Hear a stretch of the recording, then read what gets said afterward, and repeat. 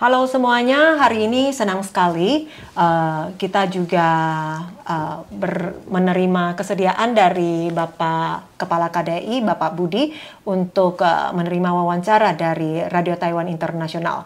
Dan di mana Radio Taiwan Internasional yang akan membuka gelombang FM baru, agar informasi yang kita sampaikan semakin mudah dijangkau oleh masyarakat Indonesia, khususnya yang berada di Taiwan.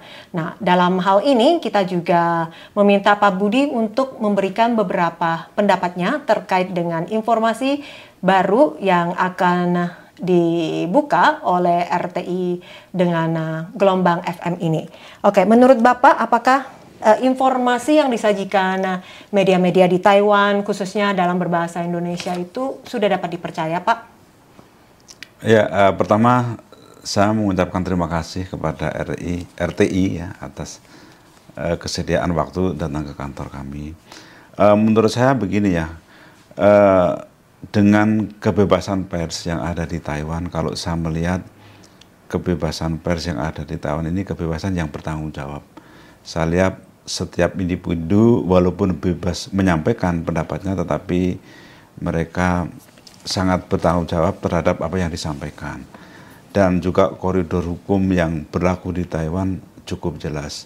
Yang kedua, saya lihat juga banyak institusi resmi ya, pemerintah atau swasta yang bergerak di pers. Artinya bahwa mereka adalah sebuah lembaga yang tentu dapat dipercaya, yang juga berfungsi untuk sebagai referensi ketika sekarang zamannya medsos seperti ini. Tentu banyak berita yang benar, yang tidak benar, banyak yang hoax, tapi dengan adanya institusi seperti RTI ini bisa menjadi referensi bagi kita semua untuk melihat mana sih berita yang benar. Ya. Hingga saat ini menurut Bapak, apakah masyarakat Indonesia di Taiwan mereka cukup masih membutuhkan berita-berita dalam bahasa Indonesia? Saya kira tetap terus ya, karena begini ya, dengan jumlah WNI kita yang ada di Taiwan ini kan sekitar 350. Nah, ada PMI yang hampir 240, kemudian mahasiswanya kan hampir 18.000. Itu PMI dan mahasiswa itu kan datang silih berganti. Artinya dia tidak menetap di sini. Ada yang baru, ada yang lama. Yang lama mungkin sudah mulai bisa berbahasa Mandarin. Yang baru mungkin masih proses bahasa Mandarin. Nah, sehingga siaran dalam bahasa Indonesia itu menurut saya tidak boleh berhenti, harus ada terus. Karena pekerja kita, mahasiswa kita juga tidak pernah berhenti. Nah, ini memudahkan buat mereka untuk beradaptasi dengan lingkungan tempat yang baru, ya, untuk mengetahui lebih jauh tentang Taiwan, sehingga buat mereka dengan ada informasi yang jelas dari RTI, mereka merasa nyaman, seperti juga merasa berada di Indonesia. Iya, gitu. Di kampung halaman sendiri ya, Pak. Betul. Terus untuk informasi, kira-kira informasi atau mungkin dari RTI bisa memberikan layanan seperti apa? Apakah Bapak juga punya pandangan sendiri yang juga bisa menjadi masukan bagi kami sebagai media untuk masyarakat Indonesia yang ada di Taiwan? Ya, saya lihat programnya kan memang sudah banyak ya. Bagus sekali menurut saya program-program siaran berbahasa Indonesia. Mungkin perlu juga, Mbak ya, perlu ditambahkan misalnya tidak lama lagi kan ada pemilihan umum ya. Nah, itu perlu juga dibantu mensosialisasikan kepada masyarakat Indonesia yang ada di Taiwan untuk berpartisipasi aktif terhadap pemilu nanti. Karena dengan jumlah yang sekian banyak itu ya, kalau bisa ya mendekati 100% gitu yang milihnya. Jangan sampai kita juga kesulitan menjangkau mereka, dan banyak juga mungkin masyarakat yang tidak aware misalnya. Nah, dengan adanya RTI ini saya sangat berharap mudah-mudahan masyarakat kita ini nanti akan berperan aktif di dalam pemilu. Yang kedua, tentu banyak program-program juga ya yang dilakukan oleh pemerintah melalui perwakilannya termasuk KDII. Nah, nanti mungkin bersama-sama melalui saluran dari RTI ini bisa sampai kepada para WNI. Kalau mungkin melalui KDI saja mungkin tidak bisa menjangkau semua, tapi kalau semakin banyak media yang bisa menyampaikan informasi kepada mereka, itu sangat membantu keberhasilan kita bersama. Oke, dan menurut Bapak sendiri terkait dengan, karena seluruh dunia dilanda oleh pandemi COVID-19 ya, menurut Bapak informasi yang masyarakat Indonesia dapatkan, dikarenakan kan setiap negara punya aturan sendiri untuk pencegahan pandemi, termasuk protokol kesehatan juga berbeda-beda. Apakah masyarakat Indonesia yang berada di Taiwan, mereka cukup paham dan cukup bisa mengetahui dengan ketentuan-ketentuan pandemi yang berlaku di Taiwan? Ya, saya kira mereka, kalau selama ini kita sering bertemu dengan mereka ya, mereka itu paham mungkin karena juga begini ya. Saya yakin yang bekerja di sektor informal pasti juga majikannya sudah menginformasikan ya.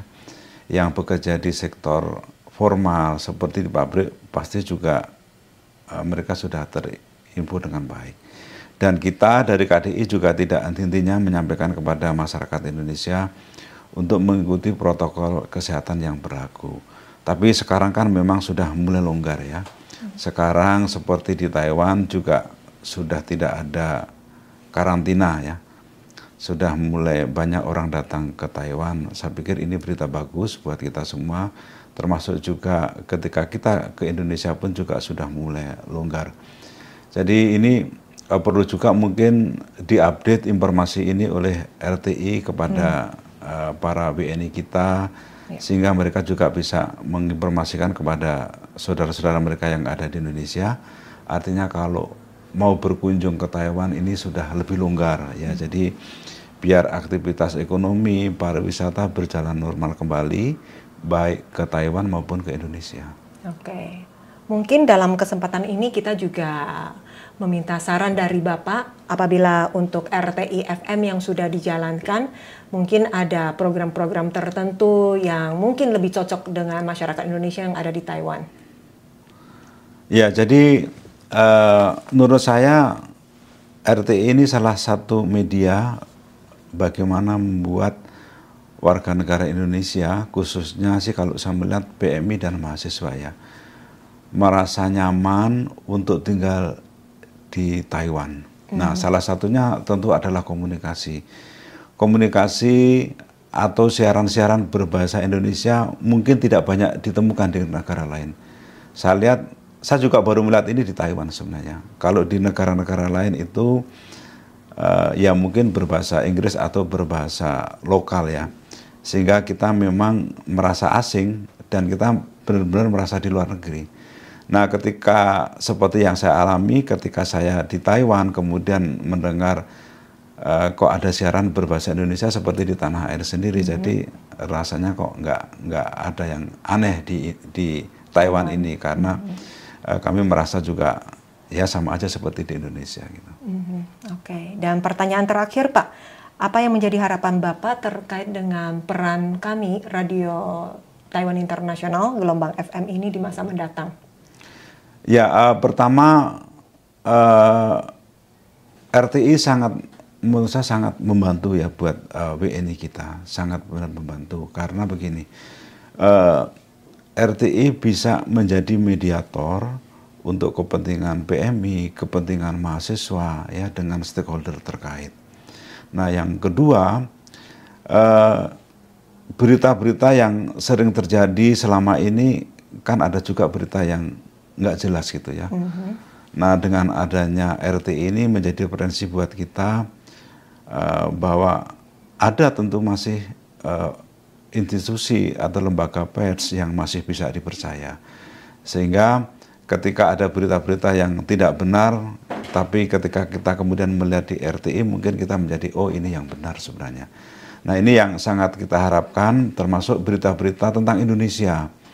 Ya, jangan sampai juga masyarakat kita ini mendengar berita-berita yang tidak benar tentang Indonesia sehingga mereka khawatir ya dengan keluarganya, dengan kondisi di Indonesia. Demikian juga berita tentang Taiwan.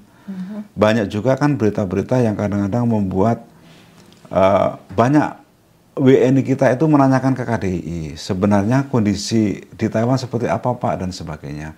Itu tentu karena banyak berita-berita yang tidak benar ya, yang dibesar-besarkan. Nah, saya berharap RTI ini menjadi mediator, menjadi referensi buat warga negara Indonesia yang ada di Taiwan agar mereka lebih tenang, lebih mempercayai berita yang benar. Nah, salah satunya tentu dari RTI ini. Oke, terima kasih banyak Pak. Ya. Dan kita juga berharap semoga saja layanan dan informasi yang RTI bagikan untuk masyarakat Indonesia di Taiwan akan semakin bermanfaat. Ya, terima kasih atas kesediaan untuk wawancara di hari ini, Pak. Terima kasih. Terima kasih kembali. Terima kasih.